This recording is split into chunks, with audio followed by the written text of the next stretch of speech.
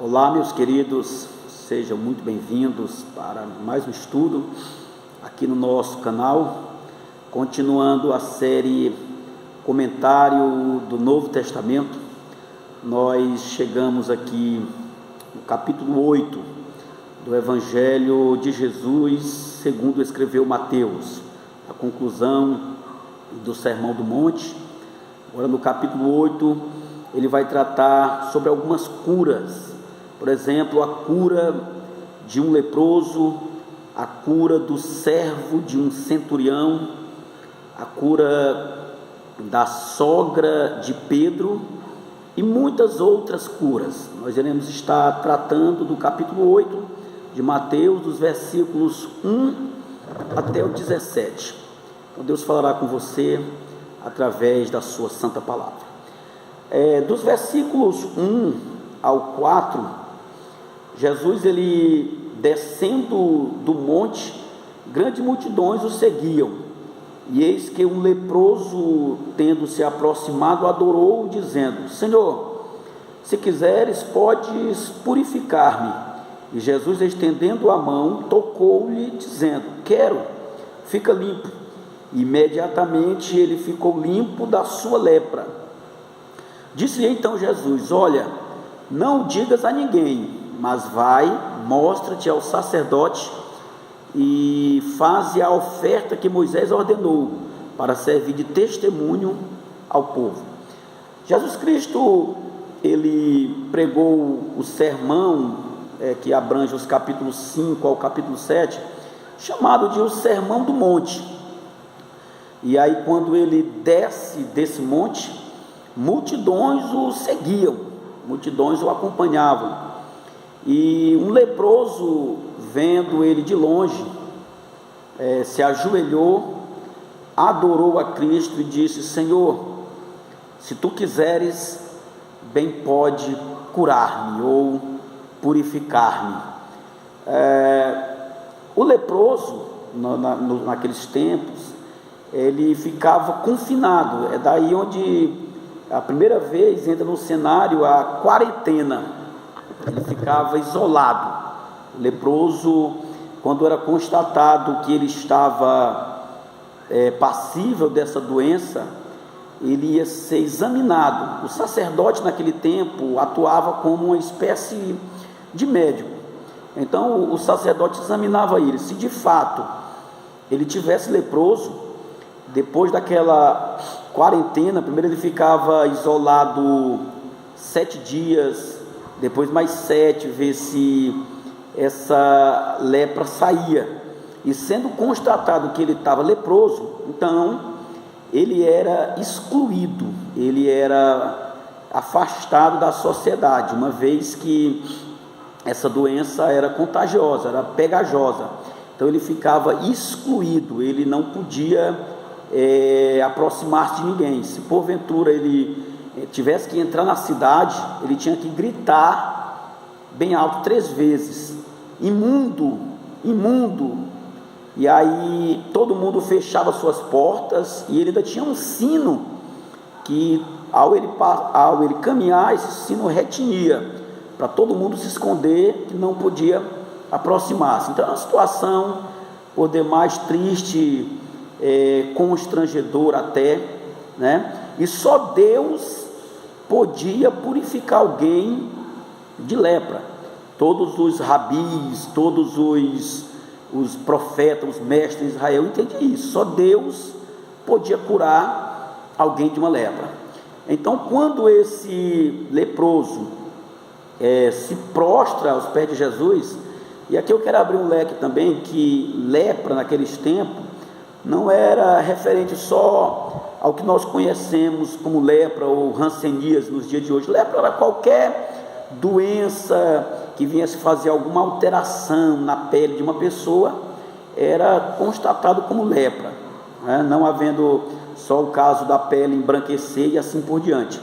Então esse homem, ele se ajoelhou diante de Jesus e adorou, dizendo: Senhor, se tu quiseres, tu podes purificar-me. Então ele entendeu ali em Jesus a sua realeza, o seu senhorio, o seu poder sobre as enfermidades e a sua divindade, porque só Deus podia curar alguém de lepra. Então ele reconhece em Jesus Cristo Deus, o Filho de Deus, Deus em pessoa, encarnado.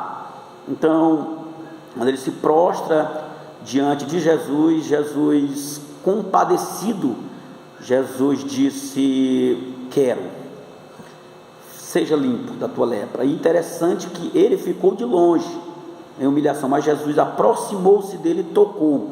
Ninguém podia nem se aproximar de um leproso, quanto mais tocar-lhe.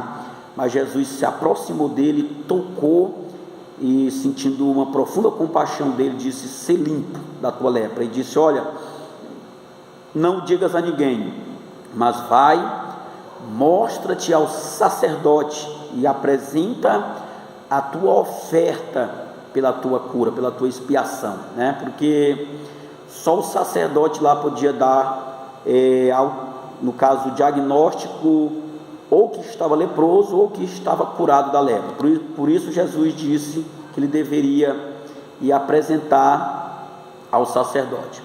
Do capítulo 8, dos versículos 5 ao 13, vai tratar agora da cura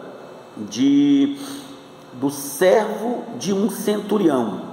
Os versículos 5 até o 8 diz assim: tendo Jesus entrado em Cafarnaum, apresentou-se-lhe um centurião, implorando: Senhor, o meu criado jaz em casa de cama, paralítico, sofrendo horrivelmente. Jesus lhe disse: eu irei curá-lo. Mas o centurião respondeu: Senhor, não sou digno de que entres em minha casa, mas apenas manda com uma palavra e o meu rapaz será curado. Aqui nós vemos a humildade desse centurião.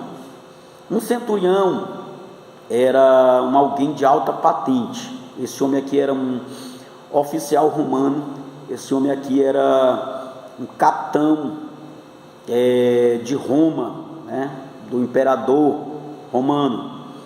Centurião vem de centúria. Ele comandava 100 homens, né, 100 homens, uma legião de 100 soldados para obedecer às suas ordens. Então ele era um homem de uma grande autoridade civil e militar, certo? Mas ele era um homem humilde. Ele não se julgou digno nem de conversar com Jesus, apesar da autoridade que ele exercia. Lá em Lucas capítulo 7 também relata o fato, e Lucas acrescenta alguns detalhes. Lucas fala lá no relato que ele, apesar de ele ser romano, os romanos eram a nação que oprimia Israel.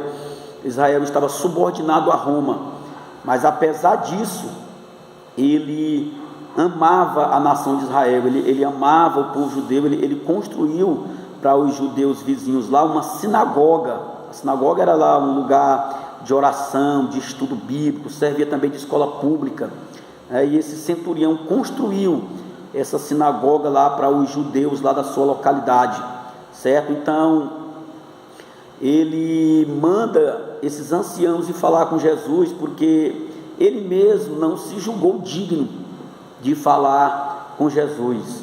Isso é engraçado, ele não se julgou digno, mas os judeus lá, os anciãos, chegaram diante de Jesus e pediram: Senhor, cura o servo desse centurião, porque ele é digno que o Senhor faça isso por ele, porque ele é um homem generoso aqui, construiu a sinagoga para nós, ele é um homem que ama a nossa nação. Então ele se julgou indigno, mas os anciãos dos judeus disseram: não, Senhor, ele é digno que o Senhor faça tal coisa. Então, depois que ele envia os anciãos, ele envia outros servos também para pedir a Jesus. Aí depois ele mesmo vai ao encontro de Jesus, né? E quando Jesus diz: não, eu irei lá, Jesus não, ele diz: Senhor, não se incomode de ir à minha casa, que eu não sou digno de que o Senhor entre debaixo do meu telhado.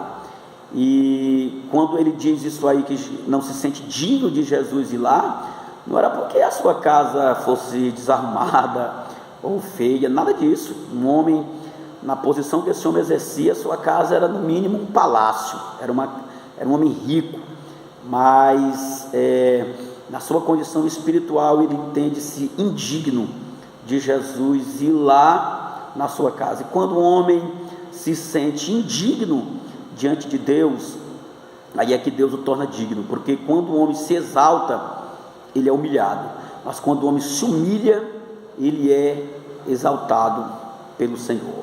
Então, aí quando Jesus disse que vai curar, lá vai na casa dele, Senhor, não necessita que o Senhor vá na minha casa, Senhor, manda apenas uma palavra, e o meu criado há de sarar-se, porque eu também sou homem, sujeito a autoridades, e tenho homens às minhas ordens. Eu digo a um vai, e ele vai, e digo ao meu servo faz isso, e ele faz. Então aquele homem quis dizer, entre outras coisas, Senhor, assim como eu tenho autoridade e os soldados me obedecem à ordem, o Senhor também tem autoridade sobre as doenças. Se o Senhor der uma palavra, todas as doenças, tudo que for mazela, vai cair por terra, né? Então Jesus admira da fé desse homem. Jesus chega a dizer no verso 10, quando Jesus ouviu, Jesus disse: nem em Israel encontrei fé como a deste homem. E aquele homem não era judeu, aquele homem era gentio, era um romano, mas ele exerceu fé que nem os judeus, o povo, os filhos do reino, tinham uma fé semelhante a esta, né? Então Jesus disse: em verdade eu vos digo que muitos virão do Oriente e do Ocidente e se sentarão na mesa com Abraão, Isaque e Jacó, e os filhos do reino serão lançados nas trevas exteriores. Os filhos do reino que Jesus se refere aqui eram os judeus, os religiosos, os filhos do reino, da promessa, da aliança, mas rejeitaram ao Filho de Deus, não creram em Jesus como Filho de Deus, né? Prosseguindo, dos versos 14 ao 15, Jesus entra na casa de Simão, que no caso é Pedro, o apóstolo Pedro. Jesus entra na casa de Simão, Pedro, e a sua sogra estava febria, né? Ela estava acamada, ardendo em febre. E Jesus chega lá, toca nela com a mão, e ela se levanta e passa a servi-los. Jesus entra na casa de Pedro e a sua sogra estava acamada, ardendo em febre. Aqui já desmente uma tradição que diz que Pedro ele foi o primeiro papa, né? Pedro era casado, inclusive a sua sogra estava lá na sua casa. Então este dito da tradição não tem amparo escriturístico, mas aí aquela mulher, a sogra de Pedro, quando é curada por Jesus, a primeira iniciativa que ela tem, no verso 15, depois que Jesus a toma pela mão e ela é curada da febre, ela se levantou e passou a servi-lo, certo? Então, esse é o sentimento que nós temos que ter, quando Jesus nos resgata, quando Jesus salva o homem, quando Jesus cura o homem ou a mulher, o sentimento que ele tem que ter é de servir ao Senhor. Jesus resgata o homem, cura o homem, para ele também servi-lo, louvado seja Deus. E finalizando, os versículos 16 ao 17, chegada a tarde, naquele dia, trouxeram-lhe muitos endemoniados, e ele com a sua palavra expulsou os espíritos e curou a todos os que estavam doentes, para se cumprir o que está escrito na profecia do profeta Isaías, no capítulo 53, que diz: ele tomou consigo as nossas dores e carregou consigo as nossas doenças. Então, pelas pisaduras de Cristo, nós fomos sarados. Então, em Cristo Jesus, nós temos acesso à cura física e também a espiritual, que é mais importante. Mas aqui mostra que tanto ele curou as pessoas de todas as sortes de doenças. E aqui eu quero abrir um parêntese.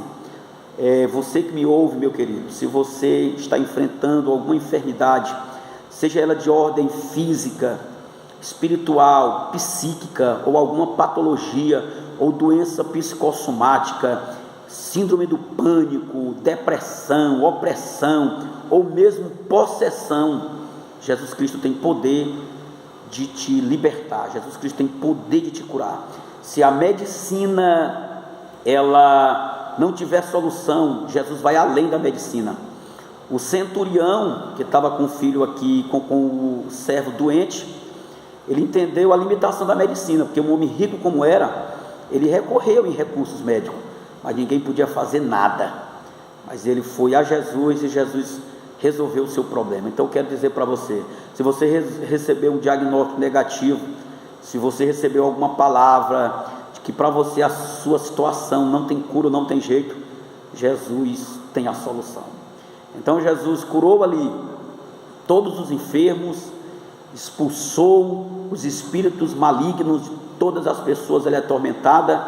Louvado seja Deus, e Ele ainda faz isso nos dias atuais. A Bíblia diz, Hebreus 13 e versículo 8, que Ele é o mesmo ontem, hoje e será para todo sempre. Então, ficamos por aqui, que Deus te abençoe. Se este vídeo, se esta palavra falou ao seu coração e foi benéfica para você, eu peço que você compartilhe com mais alguém, tá certo? Também, se você ainda não tomou a sua decisão com Cristo, faça isso. Se você está afastado dos caminhos do Senhor, retorne, regresse aos braços do Pai. Que Deus abençoe a sua vida. Até o nosso próximo estudo.